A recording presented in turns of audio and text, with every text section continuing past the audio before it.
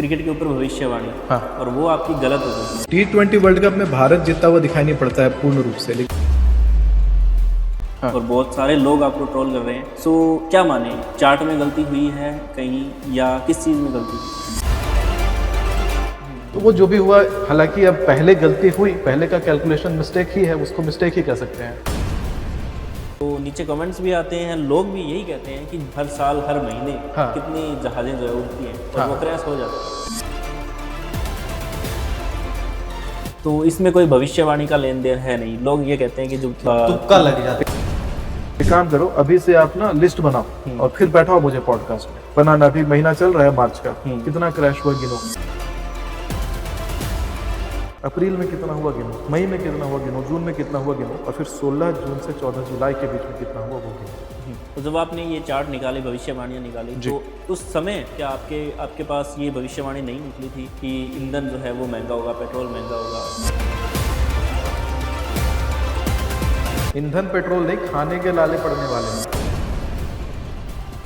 Astrology सीखते सीखते कम से कम 20-25 साल लग जाते हैं। इतना छोटा एस्ट्रोलॉजर इतनी बड़ी बड़ी भविष्यवाणी कैसे कर सकता है? आपकी तो कुछ एज भी है। मैं पिछले जन्म में भी ज्योतिषाचार्य था, माँ भगवती का साधक था। अच्छा। और वही वाला चीज मुझे फिर से प्राप्त हो गया। ये जो आपके कपड़ों का जो स्टाइल है वो, क्योंकि कुछ एक सवाल ज्योतिष ऐसे जो है, हाँ ऐसे उठते हैं कुछ सवाल की ज्योतिष कुछ धोती कुर्ता पहनता है, आप उनकी एक मर्यादा जैसे बताई कपड़े जाती पहन है रखे कि हैं। एक ज्योतिष जो है उसकी एक मर्यादा होती है। जात न पूछो साधु की, पूछ लीजिए ज्ञान, मोल करो तलवार का, पड़ा रहन दो ज्ञान। अच्छा। ज्ञान पड़ा रहन दो। वही तो दिक्कत है कि ये गेटअप देख रहे हैं, अंदर का ज्ञान नहीं देखा। माथे पे मैंने त्रिपुंड लगा रखा है। कुछ आप पर भी सवाल उठते हैं कि आपने कर्ण के साथ नहीं सिद्ध कर रखे हैं। तो एक बात और बोली जाती है आपके बारे में कि आप सिर्फ डराते हैं, डराने वाली भविष्यवाणियां ही करते हैं, कुछ अच्छा नहीं होगा। मैं भविष्य वक्ता हूँ, मौसमविद नहीं हूँ कि आज सुबह सूरज पूरब से उगेगा, पश्चिम में डूबेगा, मौसम सुहाना रहने वाला है, हवा बढ़िया चलने वाली है, ठंडक भरा माहौल, आप अपने कपल के साथ में जाकर के रोमांटिक टाइम पार्क में स्पेंड कर सकते हो। ये काम मेरा नहीं है, नहीं होगा मेरे से।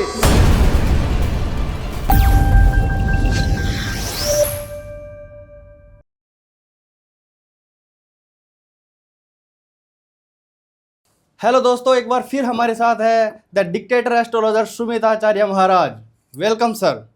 नमस्कार, हर हर महादेव। हर हर महादेव सर। बहुत बहुत आभार अपने शो में मुझे आमंत्रित करने के लिए। पहले पॉडकास्ट के अंदर कुछ सवाल, कुछ हमारे पास कमेंट्स आ रहे थे कि सर को दोबारा बुलाया जाए और इन सवालों के जवाब सर से लिए जाए, और आगे जो घटनाएं घटने वाली है देश के अंदर, कैसी परिस्थिति रहने वाली है हमारे देश के अंदर, विदेश के अंदर, उन्हीं सब पर चर्चा करेंगे, क्योंकि इनकी जो भविष्यवाणियां वो कभी गलत नहीं होती। सो सर, पिछले पॉडकास्ट में हमने किया था क्रिकेट के ऊपर भविष्यवाणी। हाँ। और वो आपकी गलत हो चुकी है। हाँ। और बहुत सारे लोग आपको ट्रोल कर रहे हैं। सो क्या माने, चार्ट में गलती हुई है कहीं या किस चीज़ में गलती हुई? यार देखो, मैंने पहले भी बोला था कि हर साल 48-50 भविष्यवाणियों का लिस्ट निकालता हूँ, और साल भर की पूरी भविष्यवाणियों को मैं समय समय पर जब घटना घटने वाली होती है तो उसके ऊपर फिर से काम भी करता हूँ, क्योंकि इसमें कैलकुलेशंस हैं। लोग ये समझते नहीं है कि 10 पेज का 15 पेज का कैलकुलेशन है। इतने प्लेयर्स हैं, 11 प्लेयर एक टीम में, 2 टीम का अगर एनालिसिस किया जाए तो 22 प्लेयर, और फिर उनके टी शर्ट का रंग, उस दिन का नक्षत्र, उस जगह का वास्तु, स्टेडियम का, इतना कुछ एनालिसिस करना पड़ता है। एक जगह भी छोटा चूक हुआ तो भविष्यवाणी गलत निकल आती है।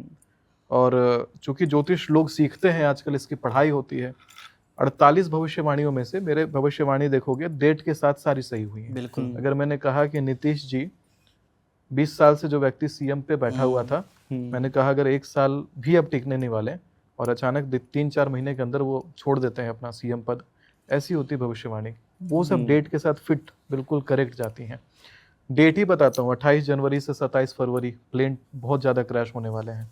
28 से प्लेन कितना क्रैश हुआ था ये देखो एक महीने में, कि इंटरनेशनल कंपनीज की फ्लाइटें ग्राउंडेड हो गई। तो इतनी डिस्क्रीट भविष्यवाणियाँ हुई। अब उसमें इतने सारे पेजेस की भविष्यवाणियों में अगर एक कोई कैलकुलेशन एरर हुआ, जिसको मैंने हालांकि कोशिश भी करा कि बाद में इसको ठीक कर लिया जाए, क्योंकि बहुत सारे पॉडकास्ट में फिर दोबारा मैंने इसके ऊपर काम किया नहीं। बहुत सारे पॉडकास्टों में मैंने बोल दिया, जो गलत वाली इन्फॉर्मेशन है वो वायरल हो गई।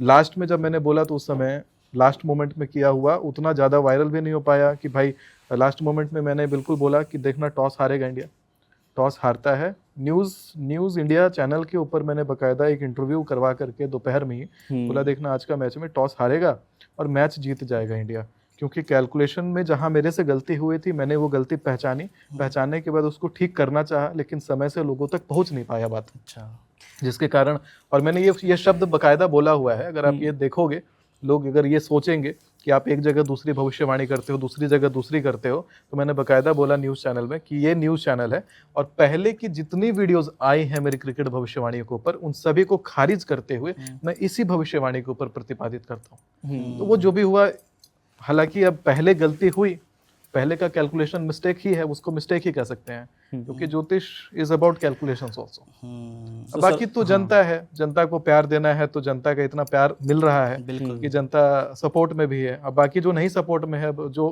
कहते हैं कि ना करना है सपोर्ट तो नहीं करे, तो क्या ही कर सकते हैं उसमें।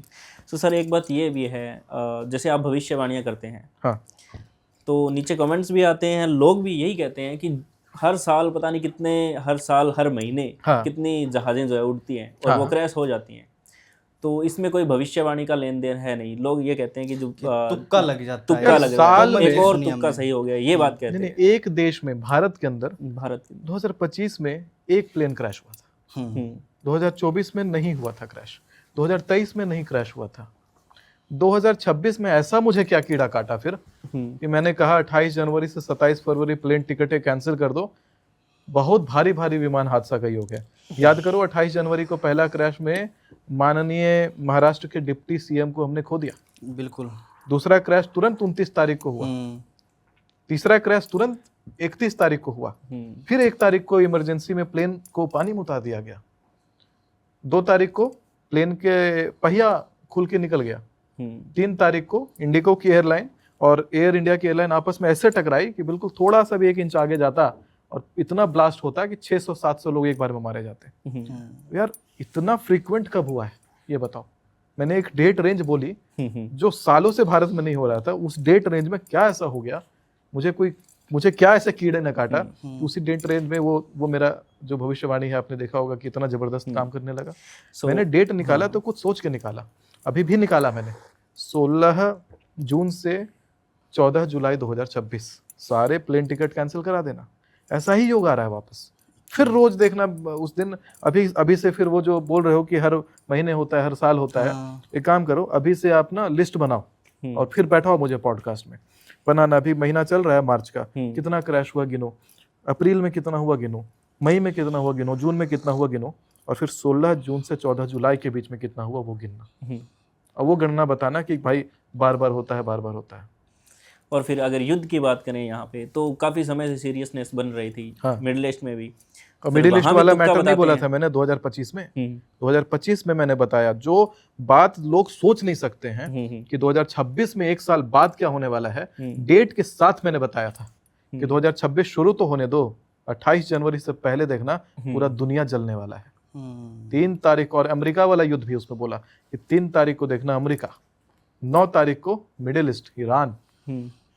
तो जब आपने ये चार्ट निकाली, भविष्यवाणियां निकाली, तो उस समय क्या आपके पास ये भविष्यवाणी नहीं निकली थी कि ईंधन जो है वो महंगा होगा, पेट्रोल महंगा होगा?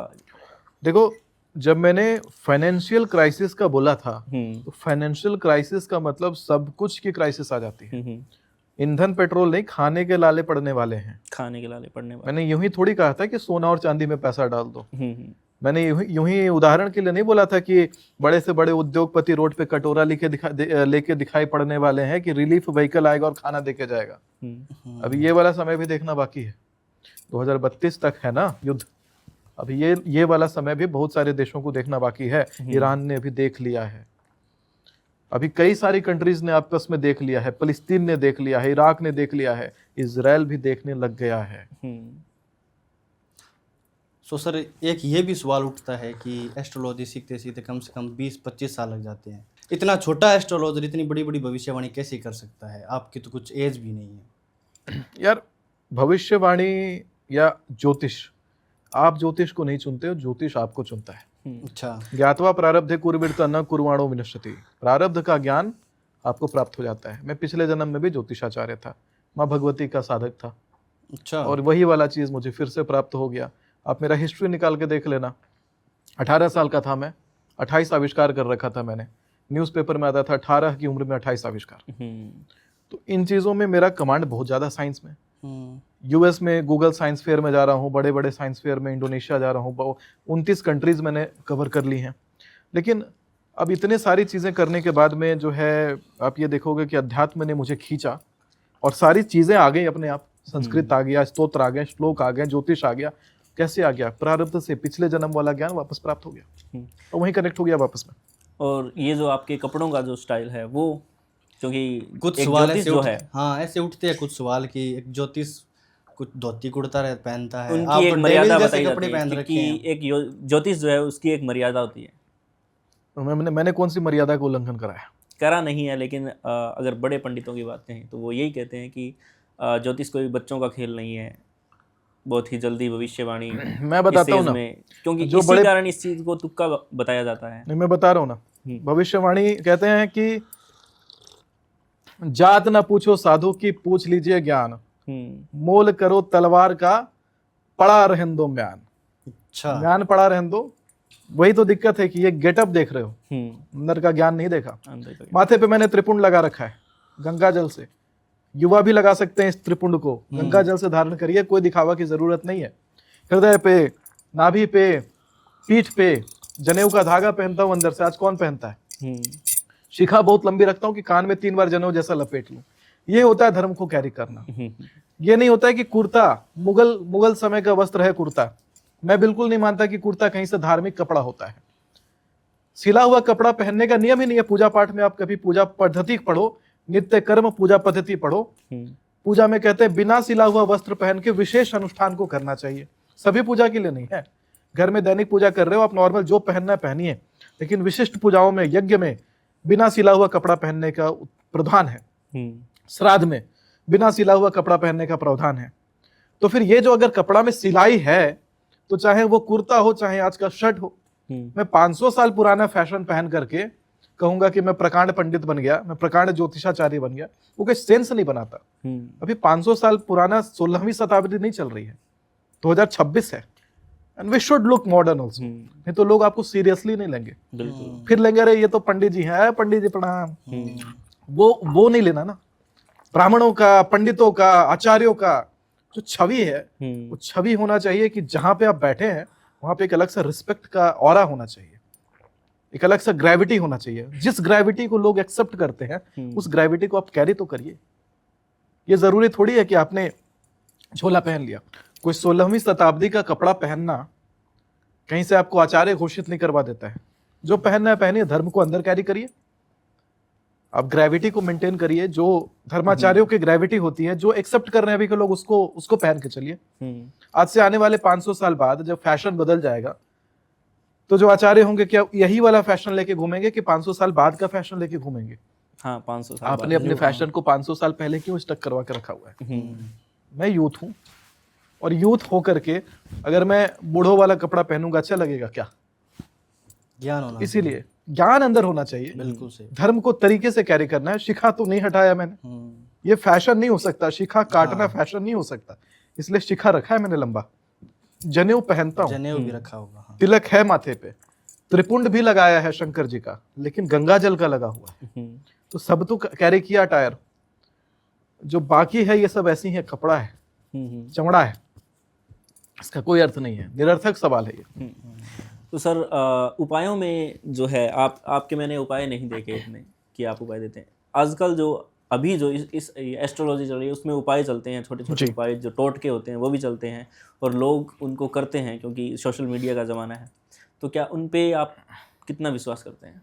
सब काम करता है, काम करता है। कोई उपाय करके देखिए और किसी खास उद्देश्य को लेके करिए, बिल्कुल काम करता है।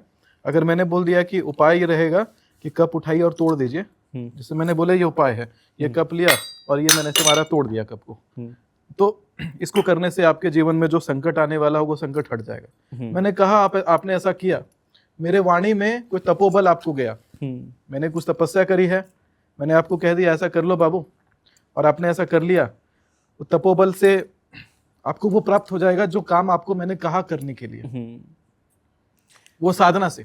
इसलिए उपाय काम करते हैं कि ब्राह्मण ने, सिद्ध पुरुष ने आपको कोई उपाय बताया, आपने वो उपाय कर लिया। उस शास्त्र में हो या ना हो वो भी मैटर नहीं करता।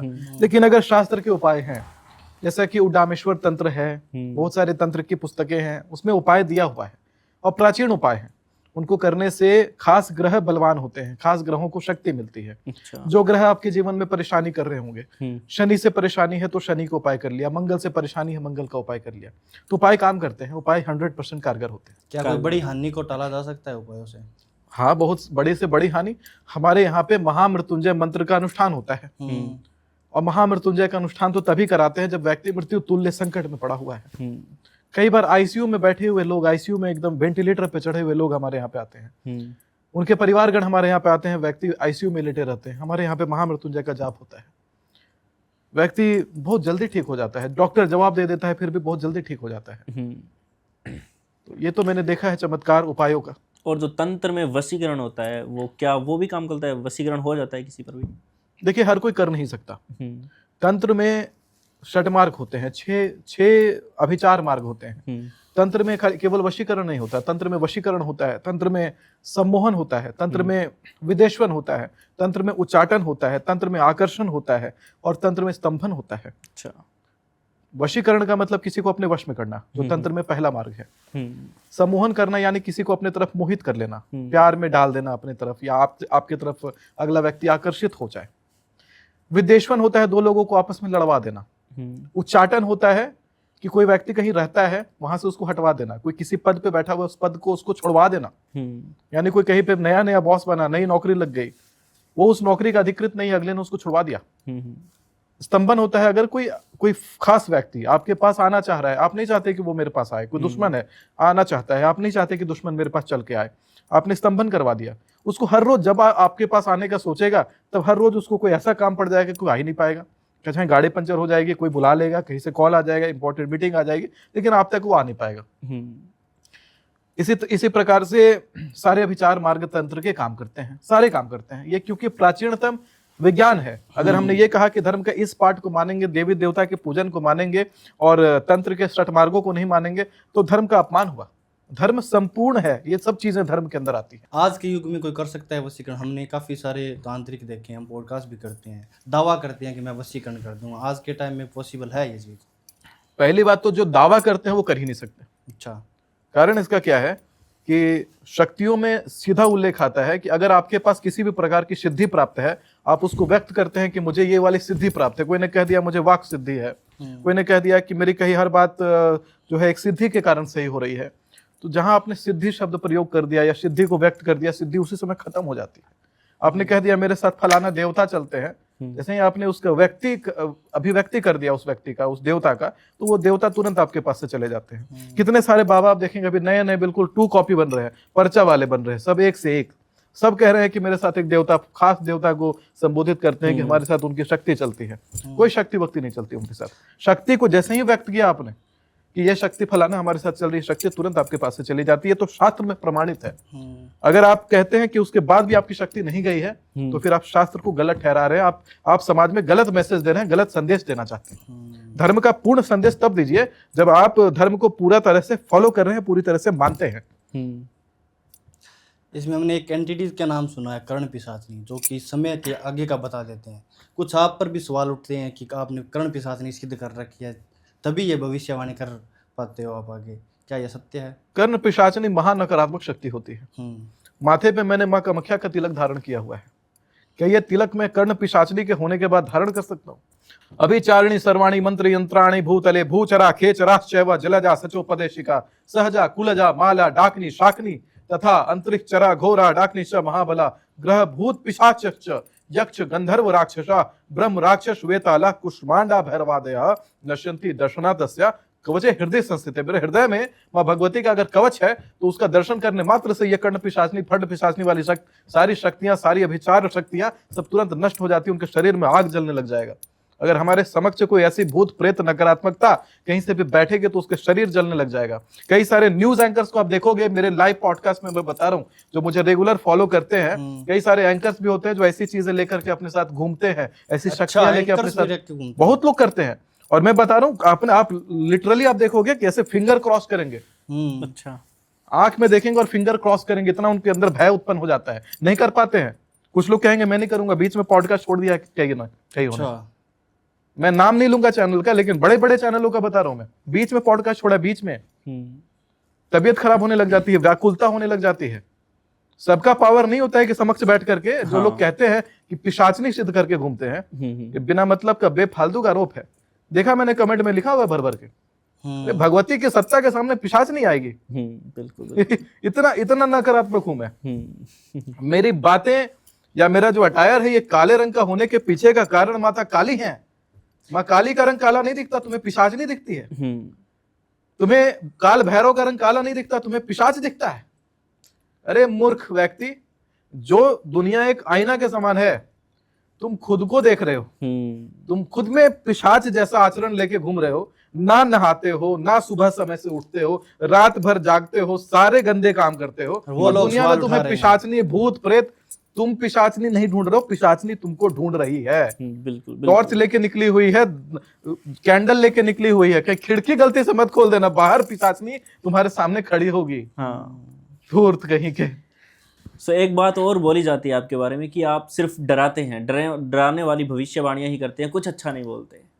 मैं क्या बोलूं, मैं भविष्य वक्ता हूं, मौसमविद नहीं हूं कि आज सुबह सूरज पूरब से उगेगा, पश्चिम में डूबेगा, मौसम सुहाना रहने वाला है, हवा बढ़िया चलने वाली है, ठंडक भरा माहौल, आप अपने कपल के साथ में जाकर के रोमांटिक टाइम पार्क में स्पेंड कर सकते हो। ये काम मेरा नहीं है, नहीं होगा मेरे से। मेरे से ये नहीं होगा कि baby I look into your eyes and I fall in love, they are so beautiful. Romantic poetry करने नहीं बैठा कि अच्छी बातें करने लग जाऊं। मैं बताऊंगा no baby don't go there, that place is very dangerous, don't take left take right. मैं वो बताने वाला पर्सन हूँ। जान बचाना काम है मेरा। मैं अफरा तफरी में पूरा समाज पड़ा हुआ है, पूरा संसार पड़ा हुआ है। अरे छत्रपति शिवाजी महाराज को देखो, हिंदू के ऊपर कितना संकट आया था। बिल्कुल उस समय ये रोमांटिक बातें करने का समय था क्या? पूरे दुनिया में मंदिरें तोड़ी जा रही थी, मुगलों ने सारे मंदिर तोड़ दिए थे, और भवानी साक्षात आकर के कह रही है छत्रपति तलवार लो। अरे भवानी मैं रक्षा करूंगा मेरे पूरे धर्म की, मैं रक्षा करूंगा पूरे समाज की, पूरे समुदाय की। भवानी स्वयं आकर के उनको तलवार दे रही है कि जाओ धर्म की रक्षा करो। तो जब धर्म की रक्षा करने जा रहे हैं तलवार लेकर के, तो वहां पर लोगों को नकारात्मकता दिख रही है। अरे रक्षा करने जा रहे हैं, वहां फूल देने नहीं जा रहे शत्रु को। शत्रु भारत के ऊपर चारों तरफ से आक्रमण करने के विचार में है। पूरी दुनिया जल रही है, 44 देश अभी युद्ध में है, विश्व युद्ध 3 चल रहा है, बड़े बड़े लोगों को मार दिया गया है, बहुत बड़ा संकट है, गैस का क्राइसिस आ गया है भारत में, आगे और क्राइसिस बढ़ेगा। मैं कह रहा हूं कि ये बिजली तक का क्राइसिस होने का योग है, गाड़ियों का क्राइसिस होने का योग है। इतने बड़े क्राइसिस के समय में मैं रोमांटिक बातें, रोमांटिक पोएट्री करने के लिए नहीं बैठा। मैं तो वो बताऊंगा कि खतरा इस तारीख को शुरू होगा, टाल सकते हो, मत पड़ो खतरे के चक्कर में, सचेत हो जाइए। मैं बचाने के लिए आया हूं यहाँ पे। सो सर क्या कहती है आपकी आगे की भविष्यवाणी हमारे देश को लेकर? हमारे देश को लेकर के परिस्थितियां इस बार बहुत विकट हैं। जितना हो सके राशन, ईंधन और सोलर व्यवस्था कर लीजिएगा।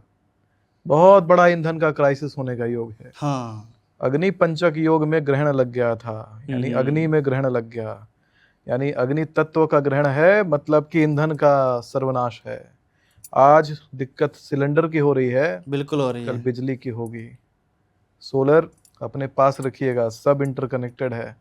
जितनी भारी दिक्कत होने वाली है उसका अंदाज़ा भी नहीं लगा सकते, और इसमें बहुत कारगर रहेगा। जितने पावर बैंक्स हैं, बैटरीज हैं, व्यवस्था में रखिए।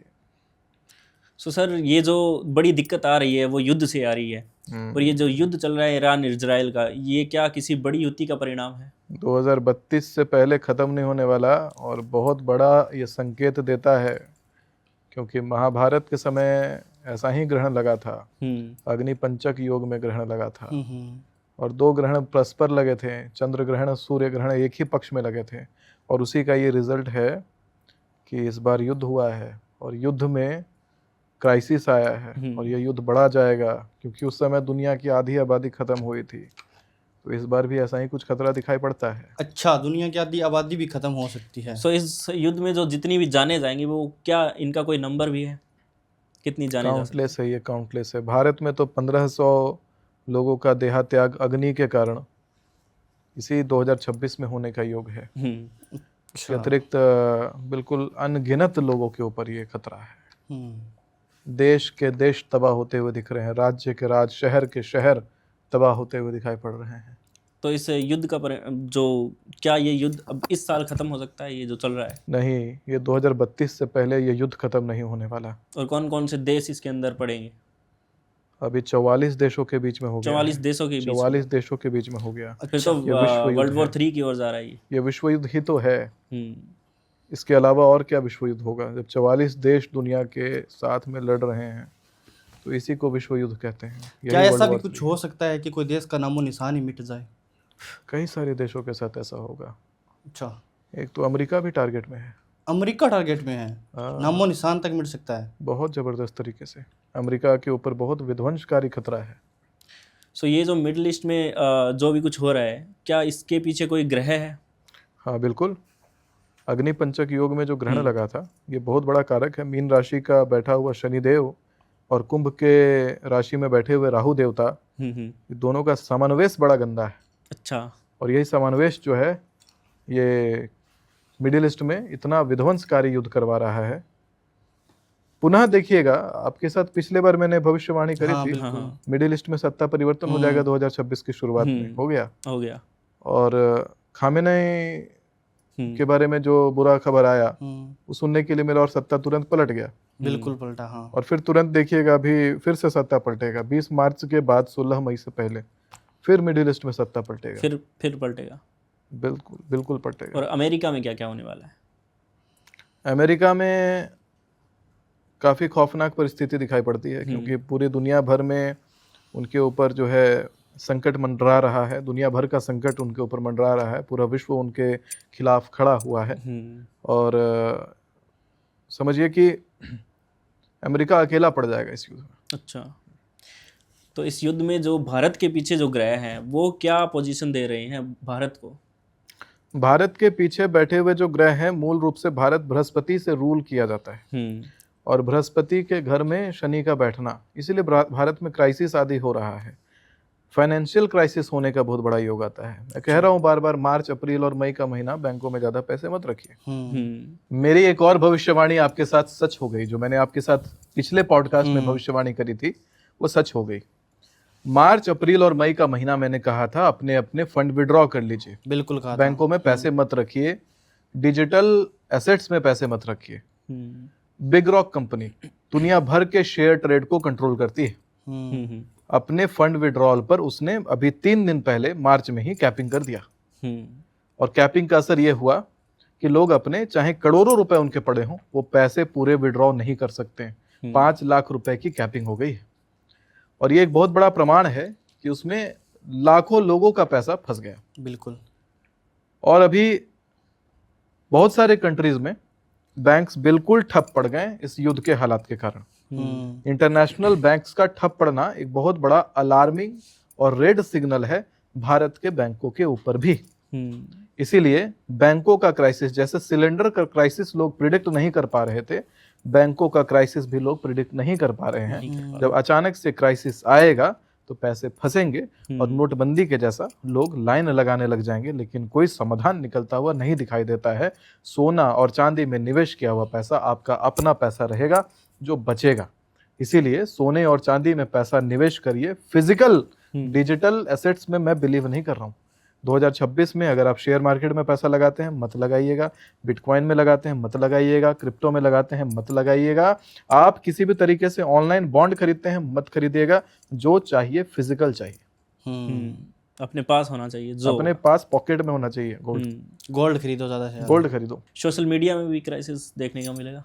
सोशल मीडिया का क्राइसिस के बारे में बहुत डरावना बात है ये। अगर सोशल मीडिया में क्राइसिस आता है, सोशल मीडिया का अभी कोई खास क्राइसिस होता हुआ दिखाई तो नहीं पड़ रहा 2026 में, लेकिन चीन के प्रांतों में इंटरनेट बैन होता हुआ इस साल के अंत में दिखाई पड़ रहा है। अच्छा।